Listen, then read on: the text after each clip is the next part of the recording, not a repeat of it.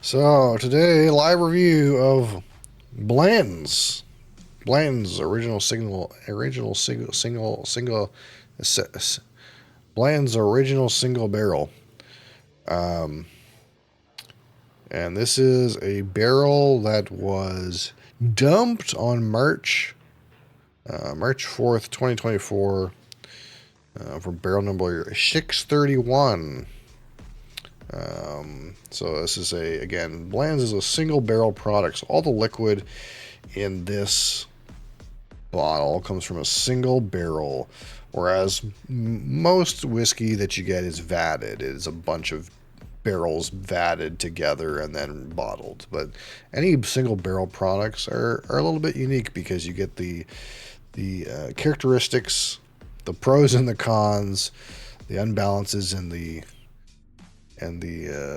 rough edges that exist in that one single barrel. So this is a single barrel product from the Buffalo Trace Distillery, which is owned by Sazerac, which owns numerous brands I'm sure you've heard of, like Fireball, Stag, E.H. Taylor, Sazerac Rye, Pappy Van Winkle, Weller. These are all Sazerac products.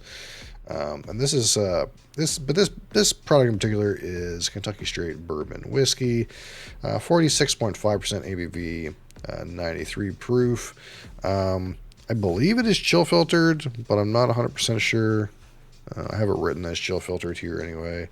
And the ages of the blends are roughly 6 to 8 years old. So despite the fact this is a single barrel and they provide some information about the dumping, they don't actually provide any information about the year it was distilled in and when it was barreled in.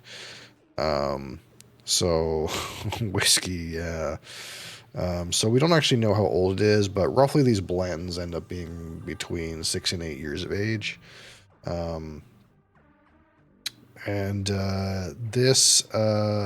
This is mash bill number 2. So Buffalo Trace has several mash bills, which we don't know exactly what they are, but the mash bill number 2 is a high rye mash bill, with more than 15% rye in the mash. They also have like a lower rye mash bill, but the Blanton's comes from the high rye mash bill. So that's the same mash bill that you would get, for example, with Ancient Age. If you know of that whiskey, Ancient Age, it would be the same mash bill as Ancient Age. It is not the same mash bill as Buffalo Trace proper. That is the lower rye mash bill, I believe.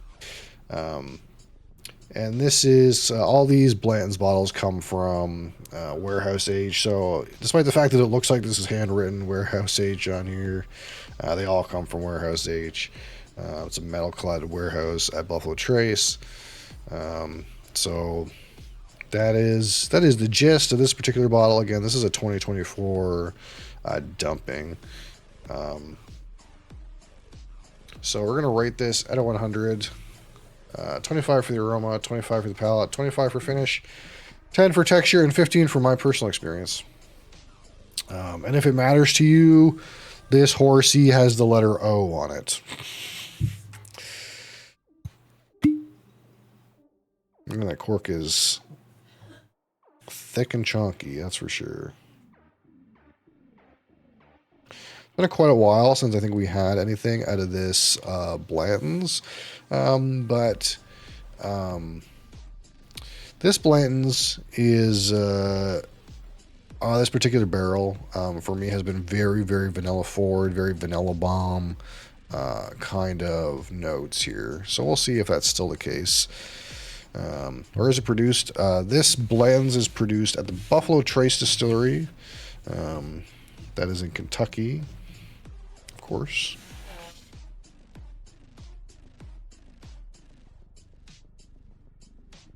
We got all kinds of extras here.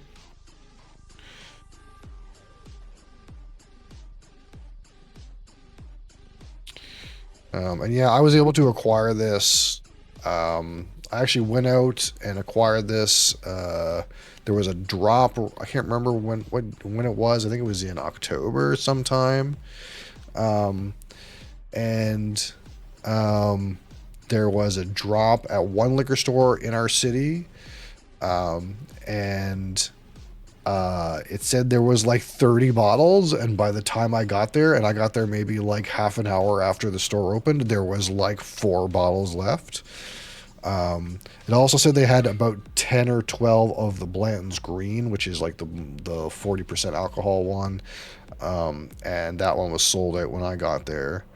That being said, there was no real concern because later on at the Spirits Festival, they had so many Blantons. They had tons and tons and tons of Blantons, like cases and cases and cases of both the regular and the green label. And I already had one, so I didn't like feel like I needed to buy another one at the time.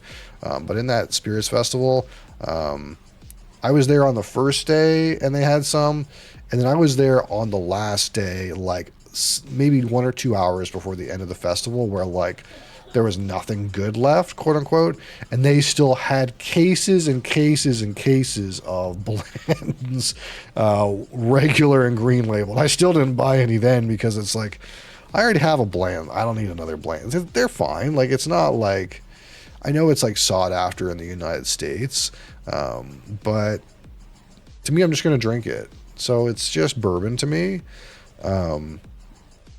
And it was just strange because these are so kind of like, you know, coveted a little bit. But in at the whiskey festival where we had so many fucking Blantons. Like no, there was more than they could sell. They ended up on regular liquor store shelves afterwards, which eventually they did sell out. But there was so many. Australia, we only get small access to Kentucky whiskeys. Yeah, we have a better than average selection compared to like overseas markets because I'm in Canada. So it's not nearly as good as in the United States. Within the United States, they have so much more, and so much more selection, and so much more variation of products. But typically in Canada, we get like a slightly better selection than say you would get in Europe or like in Australia. But obviously things are weird right now and you cannot buy American alcohol in Canada right now. So there's no American alcohol at all, not even wine and beer. So it's a weird time, but normally this is not that bad to come by. If you want a Blanton's where I am, you can get one if you just kind of wait for the few times a year they release. Work for Bottle Shop, pretty much just Beam, Turkey Jack, and some no-name brands and some others. Yeah, you probably have some Heaven Hill stuff too, I imagine, like Elijah Craig. Like it might be a proofed down version of like Elijah Craig. Probably that kind of thing, yeah. But yeah, we get like a slightly better selection here in Canada in normal times.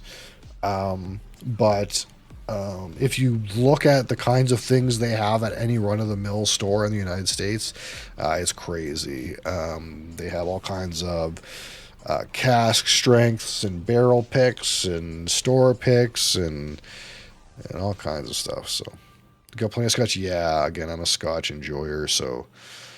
again, it's the same here. Despite the fact that I'm in Canada, I have access to more scotches than I have Canadian whiskeys.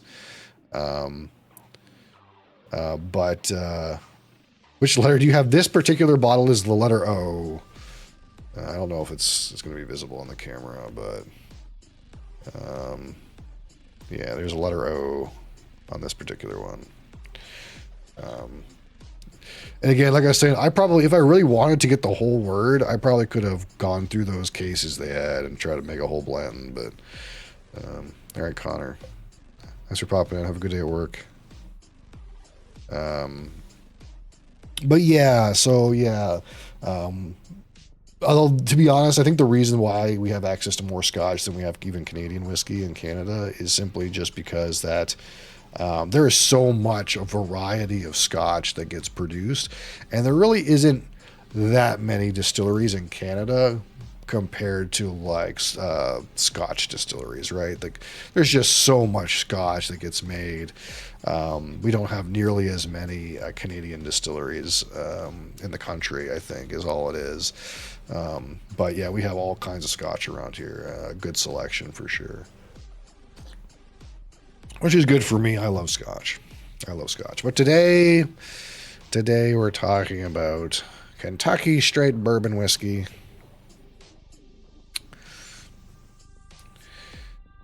It's hard to make a bad scotch. Depends. It depends. It depends what you mean by bad scotch. Because, like, for example, like bottom end blended scotch, you might consider that bad. But the thing is everyone's got a particular preference. So, for example, if you might consider J and B rare blended scotch to be a terrible scotch, but maybe that's a great scotch to put in a mixed drink. I don't know. I'm not a cocktail or mixed drink enjoyer, so I don't know these things. But it depends on your personal barometer of what is like bad, right? But for example, for me, something like J&B Rare or like probably like Johnny Red, or a lot of like the bottom end blended scotches are not like very suitable to drink neat. They're not really made for that, right? So those would be bad scotches for my purpose. But there's also some people who might say, well, even a 12-year-old scotch that's at 40% alcohol, that's might be a bad scotch to some people too, because they're used to drinking things that are higher proof, higher age statement, maybe older. And I don't mean older in terms of age statement, but like older in terms of like they like to drink older vintages, for example, like maybe a 12-year-old whiskey, but it was bottled 20, 30 years ago. This kind of idea. Personal preference, absolutely. Again, that's what's king. I think when you're talking about distilled spirits, is everyone has their own personal flavor memory, flavor preference, and flavor recall. So it's all about how you drink it and what you like, and that's what's important at the end of the day. That being said, we can still have a preference that, hey, 40% alcohol is not our preference. You know, we would prefer single malt, not blends, but there's some blends that are okay. It really depends. But yeah, I typically don't like blended scotch because I find that when you vat a bunch of different distilleries together, the unique and interesting, challenging individual characteristics of those particular distilleries don't stand out very well, and you kind of get a more ubiquitous, generic product, which is a little less interesting for someone like me. But that doesn't mean it has to be bad. There's some fairly good blended scotches around, and I have a couple. But we like single malt for sure. That's definitely our preference, just because it accentuates those things that are unique about that particular distillery's character. Um, but yeah, so here we are with our Blantons here. And of course, since we're talking about Kentucky Straight Bourbon Whiskey, this is a natural color. There's no E150 can be used here. Um,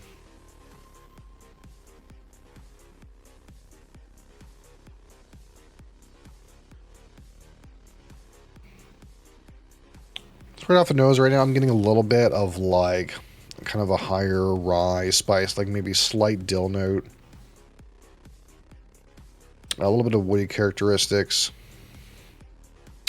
Yellow bulb or LED? This is just like a white kind of bulb light that's in the middle here. There's no yellow. Um, that's all the color in the... Oh, for the ceiling? Um, yeah, so I have three lights. There's like three rings like this. I got three rings. I got one here, I got one there, and I got one there. And then overhead, I have just a regular ceiling light. That is roughly temperature. It's a bulb that's temperature adjusted to the same as the ring lights, basically. The light and camera affects the color. Yeah. So this these are all like fairly neutral. There's no yellow light coming through here, basically, because I have a green screen. Obviously, it's obvious on this camera, on this camera, it's obvious that there's a green screen right there, but it's all more kind of like bright, cool light and not warm light. There is a light underneath this here, but yeah, there's no yellow light hitting this. But of course, one of the interesting things that I know is all it depends on your monitor too. Like if I look at my own recording of this, and I just change the preview from one monitor to the next, this dram will look a little bit different in color. And that's because everyone's monitors, LEDs are a little bit different too. I have 3 monitors from 3 different manufacturers, and they all have a different color slightly. So it all depends. It all depends a little bit.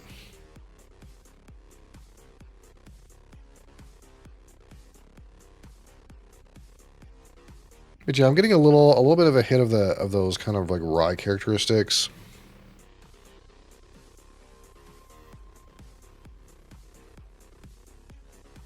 That vanilla is there, but it's kind of quiet right now.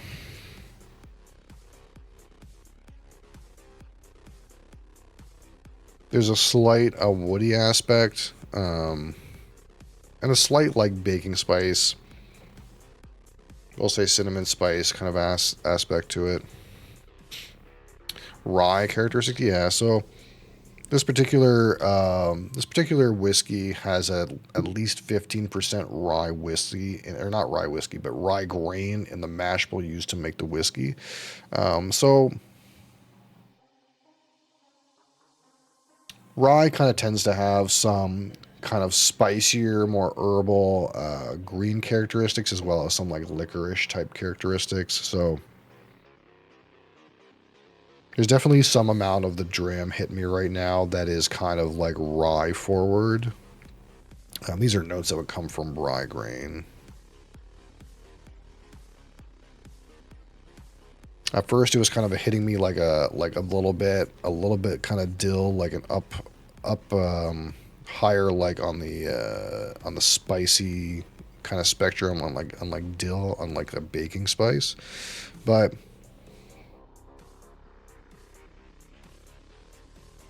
it's kind of waning as we kind of like sit with it a little bit. It's not giving me anything wild like star anise or anything like that.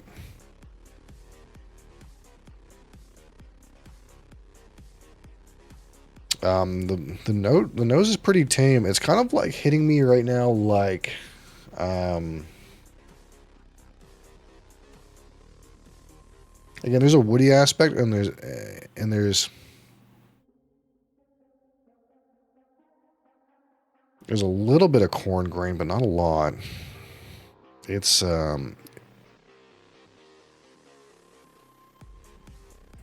it's kind of like a certain kind of like red fruit kind of sweetness. I'm a prime customer. What's above being a prime customer? What's above being a prime customer? That is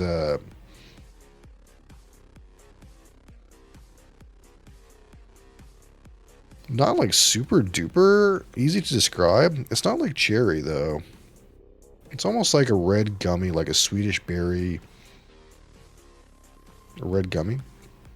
I appreciate your Prime subscription. Just so you know, if you want, if you got to go, it's good. But we have a community infinity bottle. So if you get with your Prime subscription, you can add any whiskey that I have of your choice into our community infinity bottle here. These things are all available on anything in green on this list. And also, there is some extra goodies available on the Discord server. So if you want to join us on Discord, there's some extra channels, some extra goodies. But you can hit me with that anytime. If you got to go, that's cool. I appreciate your Prime subscription. Thank you. Again, we do this kind of tasting every day, typically around this time. But I'd love to have you. Nothing above being a Prime customer. All right, so it's not hitting me with the vanilla like I remember, but it's got like a little bit of rye character, a little bit of like red sweet fruit thing going on, and a little bit of like woodiness.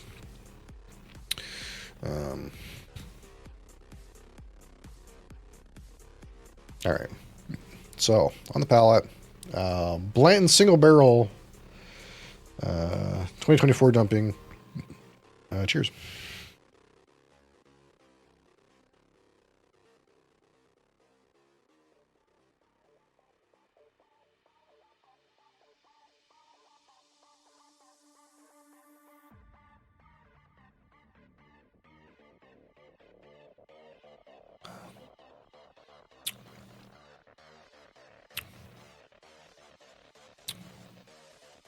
Right on the attack on the palate.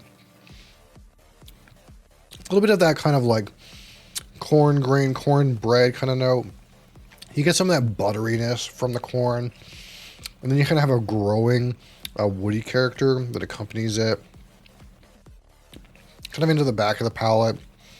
You get a little bit of that growing baking spice. In the early finish, you kind of get a spike in that spice. You still get a little bit of that kind of like sweet corn character. And of course, you got some oak wood kind of like taking it out there. There's not nearly as much vanilla as I remember, but here's the thing too, is I do know that every time we've had this kind of turn into a vanilla bomb, it takes some time for that to happen. Like we have it turn into a vanilla bomb, like after it's been sitting in the glass for like 15 or 20 minutes. So we're going to give it a little bit of time at least to kind of develop.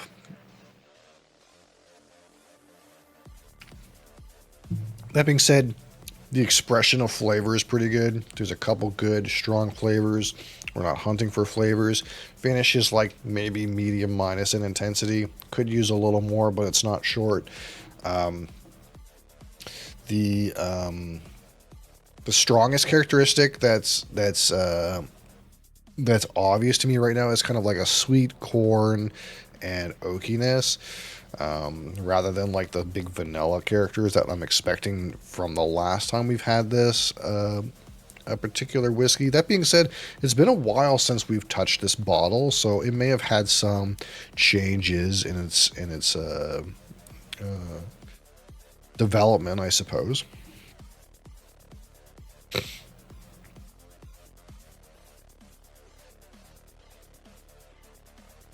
Oh, it's coming. No. Yeah, that vanilla's coming. Yeah, I think this is gonna smell like vanilla now, from like now on. We got through that original like set of a few interesting differences here, and now it's just vanilla. It's just sweet vanilla. I don't want to say vanilla ice cream because it doesn't have that kind of like dairy characteristic, but it's like a vanilla syrup. There is a slight spicy characteristic to this, though, like a little bit more, a little bit kind of like that herbal rye, slightly spicy thing. It's in there a little more than I remember.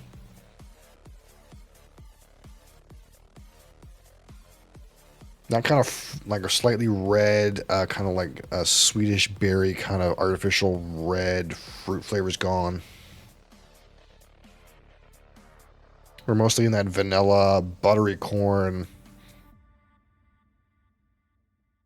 And slightly spicy, kind of herbal character.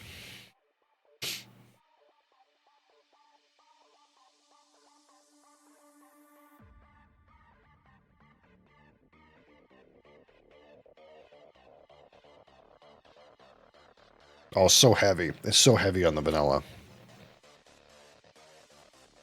It's nice. Like, it's nice to be this heavy on the vanilla to a certain extent, but it is kind of overriding maybe some interesting characteristics they may be hidden. Um, I'm glad that we kind of were able to explore a little bit of those on the first kind of initial nosing.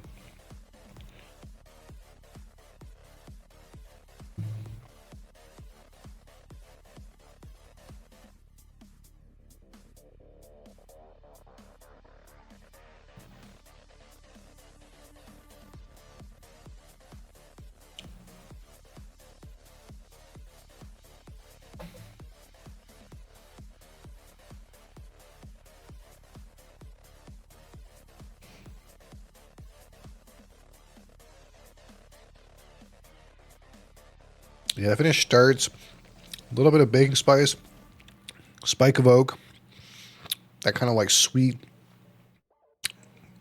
It's kind of like coming out kind of like a butterscotch to me, like a sweet butterscotch character.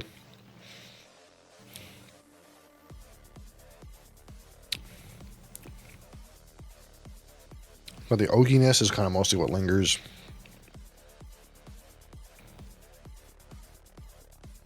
Maybe a slight herbal note. I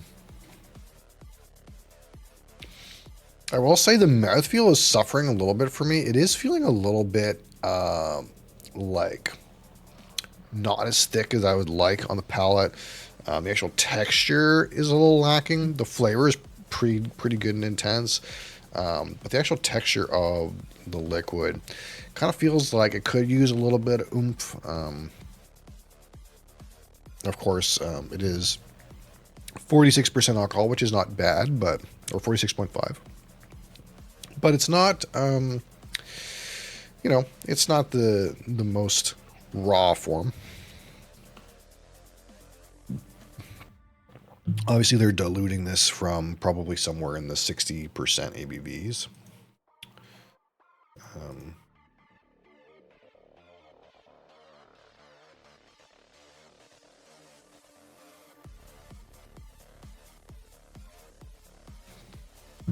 So we'll give it one more kind of round here, and then we'll talk about some numbers.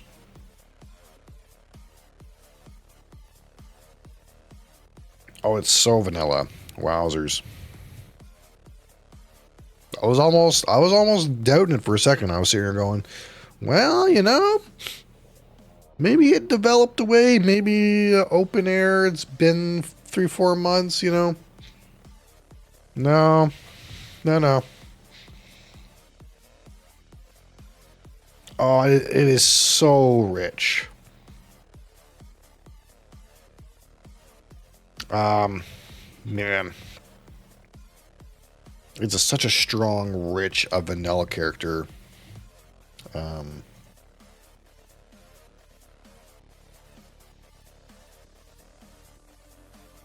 That smells delicious. The only thing is I don't really get it on the palate. Like it's not hitting me on the palate. It's not like I drink it and it's like, oh yeah, vanilla ice cream. It's not like that. But on the nose, it's all that's there.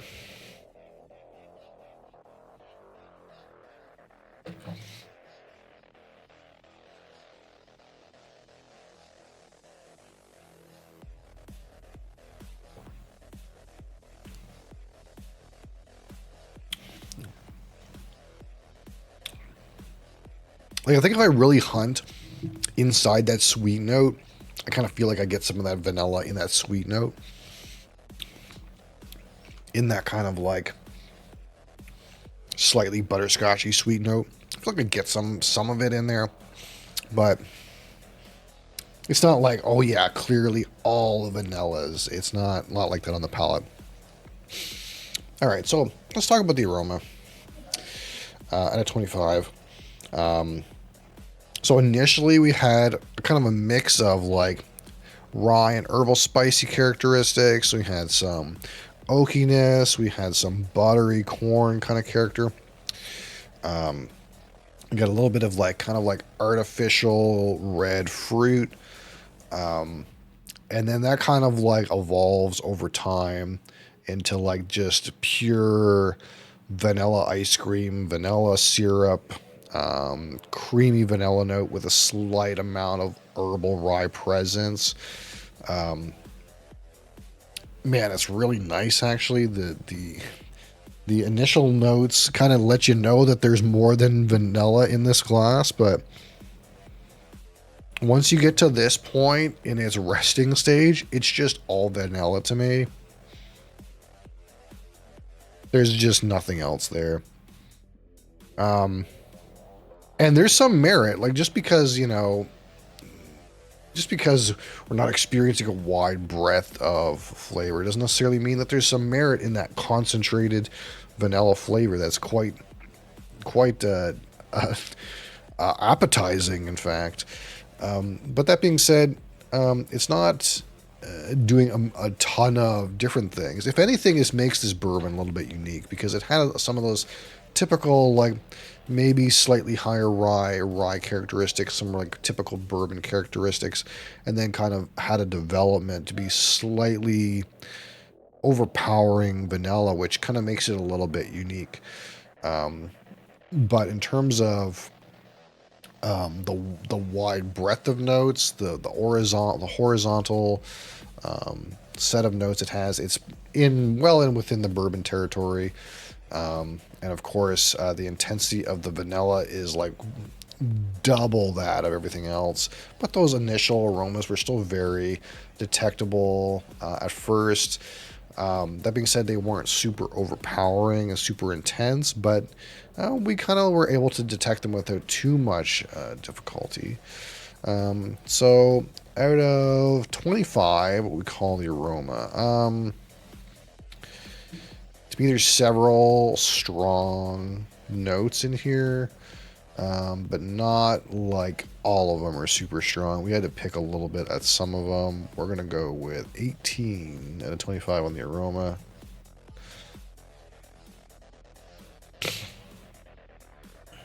All right, so on the palate,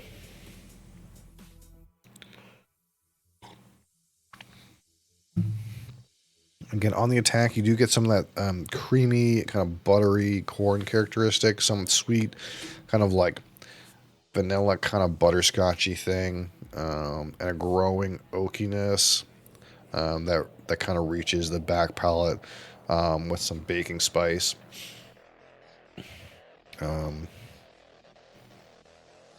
And it's pretty good. It's pretty good,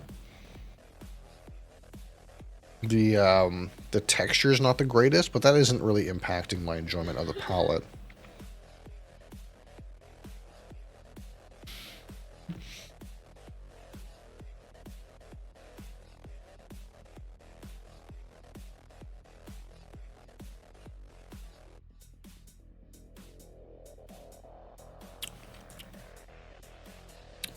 Quite like the palate. Pretty good.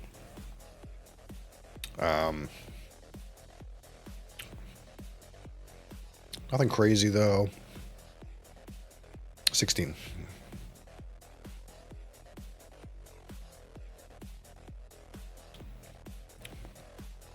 Now we're going to talk about the finish, which is not the longest and not the most complex. Finish is probably the worst part. It is just long enough, but not super long. And the kind of notes that you get are kind of the notes you expect from bourbon finishes. You get some oakiness, you get some spiciness, and a little bit of that sweet character.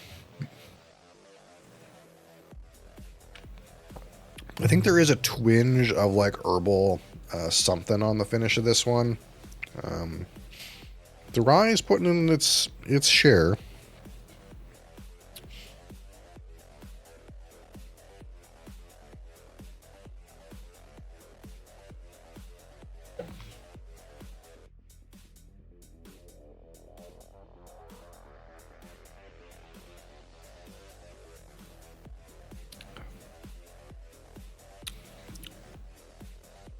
Kind of spice and oak right at the start of the finish. You get a little bit of that kind of like sweet, kind of butterscotchy kind of note, but it's very minor. Yeah, and there's like a little bit of herbal something kind of at this point of the finish. And then it kind of just goes oak and spice and out.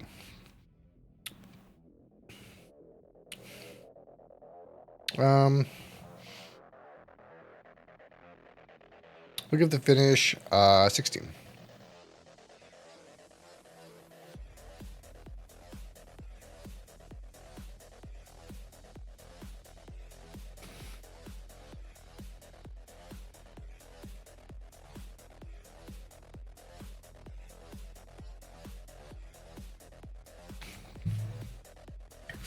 So the texture of this one, again, not the most impressive. You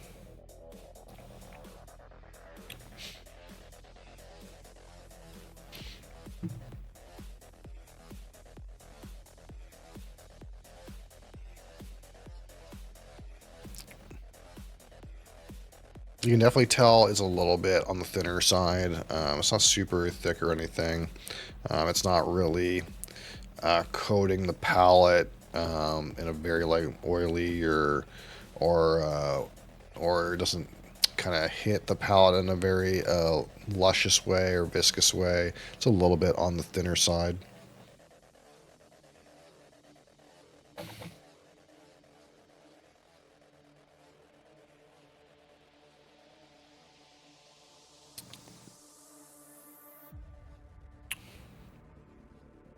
Call it a 4 out of 10. It's barely, feels barely good enough to be considered, above a thin rating.